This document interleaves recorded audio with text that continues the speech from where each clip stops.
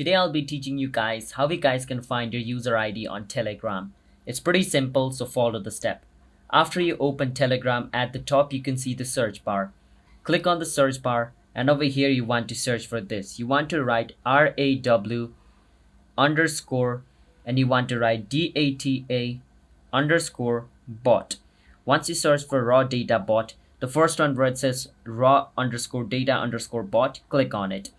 And it's basically going to take you inside the bot chat. So this bot is a bot created by Telegram itself, so don't worry about it. So click on start at the bottom and this bot will start.